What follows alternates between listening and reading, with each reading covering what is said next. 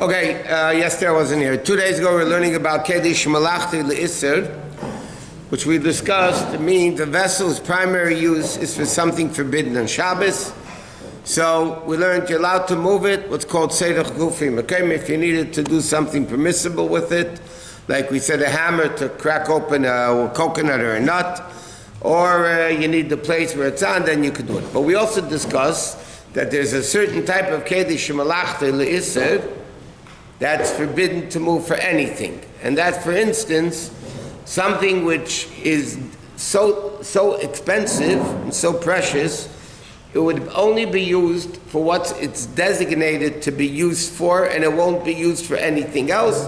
Like we said, a sheichet's knife, a moil's knife, expensive. We'll learn later many more details. A lot of things that expensive papers, licenses, things like that. They're very precious, not necessarily financial, but something you wouldn't use for what it's designated for, so then it would still be completely Muktza.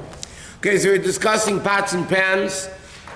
So pots and pans are basically made to cook, which is not allowed in Shabbos. So if there's food in it, it's for sure not Muktza, because the keli is bottle inferior to the food. But if there's an empty pot just laying around the counter, you wouldn't be allowed to move it unless if you need the place, or you want to use it for something permissible. Okay, next part of this din is just these a lot of examples coming up. Sewing needles, knitting needles. Now you're not, on Shabbos you're not allowed to sew. You're not allowed to do knitting, right? To use that place, right? Yeah, I said that. If you need the place. Okay. Now a sewing needle, because a sewing needle is made to sew, it's a keli shemalachta, it's a keli, it's a needle, but it's something that is made for forbidden uses, so therefore it's Muktza. You can't move it only to gufim mekaymet. But where would be a case where you do want to move it? I mean, it could be not always true. Let's say you want to take out a splinter that's not deeply embedded. So, because sometimes when you take out a splinter, depends how deep it is, it's for sure going to bleed. Now, if taking out the splinter is for sure going to make it bleed, then you can't do it on Shabbos, because you're not allowed to cause bleeding on Shabbos. But if it's not going to cause bleeding on Shabbos, technically you could take a needle, because that's called Seirach Gufei. You're allowed to take out a splinter on Shabbos if it won't bleed. So therefore, to use it for that, or again, if you need the place or something like that. Okay, now the interesting thing with candlesticks. Candlesticks normally are made to light candles. So it's a keli shemalachti le'isser. But here there's a very interesting halachic difference between the candlestick that was used that Shabbos and a candlestick that wasn't. Okay? A candlestick that wasn't used that Shabbos, some extra candlestick, is a keli shemalachti le'isser. So if you need the place, you can move it. You want to do something permissible with it, I don't know what, but you would be allowed to move it. The candle holders, the candlesticks that were lit that Shabbos are completely Muktza, even after the fire goes out. Why? Because the flame is Muktza, it was designated for the mitzvah. This is holding up the flame, so it's a base of Muktza. Bottom line is, without getting into all the halachic details of it, the bottom line is, the candlestick that you lit that Shabbos is completely Muktza. While the candles are burning, you can't move it because then you're flickering the flame. But even after the candles are out, let's say Shabbos morning, you want to move the candles, so you're not allowed to move the candles for any reason whatsoever. So therefore, let's say somebody is planning to have Friday night, it's just a family, whatever, and they light the candles on the table, and Shabbos morning they're having a lot of people. So Shabbos morning they're going to need to take the candles off the table, the candlestick off the table. You're not allowed to. You're not allowed to do that. In fact, it's well known, we mentioned this when we're learning Kiddush and candle lighting, it's a well-known old Jewish women tradition from thousands of years literally, that before they lit Shabbos candles, they always made sure the challah was on the table. It was a minhag. The women knew. If you ask them why, they probably wouldn't know. But they would always put the challah on the table before they lit the candles. What is the reason for that? Because if the candles are on the table, so then the table is also a base of the Muktza. So then you can't even move the table. That means, let's say Shabbos morning, I just want to move the table out of the way. I can't move it because it's a base for Muktza. And that Muktza you can't move for any reason, so you wouldn't be able to move the table for any reason. But there's a din that we're not learning yet, we're going to get to it. Something which is a base for Muktza and non-Muktza. And the non-Muktza is as, not financially, as valuable to you as the Muktza, then you can move the table. I mean, there's a ton of conditions with it. So by putting the challah on the table, so now the table is a base for more. Same thing would be if you put a siddur on the table. But you can't just use a siddur to make a base out of something, because it's disrespectful to the siddur. But if you have something on the table that's like a piece, that's why the meaning is you put challah on the table. In case you need to move the table the next day, you would be allowed to move the table after the candles are out. So people have to be aware that if you, Shabbos morning, if you're having a table, you can't light the candles on the table Friday night. Now, there are opinions that hold, the Alter Rebbe does not hold of it, but there are opinions in halacha that say the following. What happens if I put the candle sticks on a tray? Okay, now that tray is also Muktza. But what happens if I put a challah on the tray before Shabbos? Or a sefer on the tray before Shabbos? So now they want to say the tray is a base for Muktza, non-Muktza. Okay, because it's a base for the candles, which are Muktza, base for the challah or siddur, which is not Muktza. So then, according to them, Shabbos morning, I could pick up the tray and move it out of the way. Because now it's not Muktza.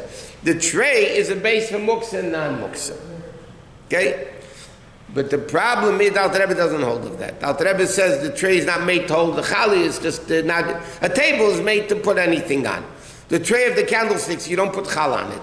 So it's not considered, but many opinions say that you would be allowed to do it. And many people do that, in fact. What? Begalim? Yeah. No, candlesticks and Yom Tov are not Muktza. Because you're allowed to move them. You're allowed to light candles on Yom Tov, so they're not Muktza. Yeah, so then you can move the candlesticks. Unless if Yom Tov is Shabbos, then you have that same thing. What? Again, some people say it's disrespectful to the siddur. Now, it's the same thing I tell people. Sometimes you want to kiss the Sefer Torah, so it'll go like this, with a siddur. They really shouldn't do that. You know what? The siddur is being used in its extension cord. Okay? Normally you kiss the Sefer Torah with your hand or straight with your mouth. What are you doing? Using a siddur because you can't reach it, it's easier to reach, so I'm using the siddur as an extension cord, so to speak. It's disrespectful to the siddur. You understand that? And the same thing, people do it, but if you put the siddur on the table because you want to make it a basis, so then you're using the siddur disrespectfully. That's all. Okay, another thing that is people should keep in mind is rulers. A ruler. Now a ruler is made to measure. That's the purpose of a ruler. Measuring is not allowed on Shabbos. So therefore a ruler is kelish malachta le'isr. So you can only move it tzarich gufim mekaymer. Right? What happens though if I want to use the ruler to reach something, as an extension cord? So then it's called tzarich gufim. Then I would be allowed to do it. I'll give you another example that today speak to the younger kids that will know what you're talking about. There used to be something called the telephone book. Telephone book. Now, telephone, as its name says, it's telephone numbers, right? Yeah. Now, years ago, especially if you lived in a big city like New York, Chicago, LA, it was thick. Remember those things? Guys, remember? The younger generation doesn't know what I'm talking about. But they okay. So what do people use telephone books for, besides looking up numbers and all that? They used it, if a kid needed a booster seat, they would put down, the phone book was this thick. They would put down the phone book and the kid would sit on it. Okay? So because a telephone book, like its name is, to get telephone numbers, and you cannot call telephone numbers on Shabbos, right? So a telephone book is a keli shemalachtil iser. But it's interesting. What happens if I want to sit on it? Then it's called tzedek gufi. I'm doing something permissible with it. Or, another thing, what happens if I want to find somebody's address? Telephone books used to have the address and the phone number, right? So what happens, I want to get somebody's address, I want to go visit them. And I remember their address, right? So I look up in the telephone book, their address. So I'm not looking it up, so that's so-called tzedek gufi also. I would be allowed to use the telephone book to find an address, not to find a phone number, because that you can't do. But so again, that would be tzedek gufi, tzedek mekaymei, and things like that. What? What about like for cups to measure, like to do a bottle for baby? Okay, we're getting now measuring cups. Now the same thing is measuring cups. Yeah, what happens if you want to use the ruler, let's say, to keep your line where you're up to? That's tzedek gufi. Or if you want to use it as a marker, the page marker, then you could do it. That's called tzedek gufi. But the ruler itself is a keli shemalachtil iser, but you're allowed to do tzedek gufi mekaymei. Now the same thing, as an example, measuring cups. Yeah? On Shabbos, you're not allowed to measure. It's exact. You have to approximate. You have to estimate. Okay? Even if you take medication, you can't measure exactly, going up, making you go like this, approximately. But Shabbos, you can't measure. So you have a measuring cup. Mm-hmm. Pirates' glasses, they have the lines for the ounces or whatever it is. So those things, what are they made for? Generally, you don't drink from them. You don't put them on the table as drinking glasses. They're made to measure. So therefore, measuring cups is a keli shemalachtil iser. Right? A scale, those little scales, whatever, so is a keli shemalachtil iser. So what happens though, can use measuring cup, if it's left out on the counter, if I need the space, I can move it. If I don't need the space, I just cannot put it back into the shelf because it's not tzedek gufi mekaymei. But what happens if I want to take a drink? I need a cup, a glass, and that's available. So I take water and put it in. So I'm not measuring. That's called tzedek gufi. So then you would be allowed to do it. Same thing with a scale. You can't measure on Shabbos. So a scale would be a keli shemalachtil iser. But what happens if I want to measure a mitzvah? Like if the matzah is the right amount or not. Measuring for a mitzvah you're allowed on Shabbos. So then I could use the scale to measure matzah on Shabbos for Pesach, let's say, or whatever, Yom Tov. Because that's called tzedek gufi, that I'm allowed to measure. But just, the thing itself is a keli shemalachtil iser. What? Spoon made for coffee? It's a spoon. That's not, you're not measuring, you're just putting a spoonful. It's not measurement. But I'll give you, you said about spoons, I'll give you another example. There are perforated spoons. There's spoons, big spoons, that they have holes in it, that when you pick up, let's say coleslaw, the liquid drips down. Right? That's what it's made for, right? You want to take something out of the soup. So you pick it up and then the liquid drips down.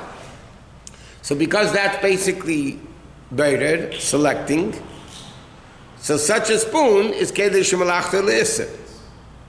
But what happens if I want to use it to serve my coffee, or not? Because I'm going to pick up a piece of gefilte fish that I'm not straining anything, nothing's falling down. So it's called tzedek gufi. I would be allowed to move it. So all these things, even though a regular spoon is not at all Muktza, but a spoon that's primarily used for something forbidden on Shabbos, like to strain it, to separate, so that becomes a keli shemalachtil iser, and you couldn't move the only to what? Yeah, but it's made though to strain. You can't, even though you're taking from good from bad, but a vessel that's designated purpose, that's in Beider, its designated purpose is to strain. You can't do it even if it's permissible.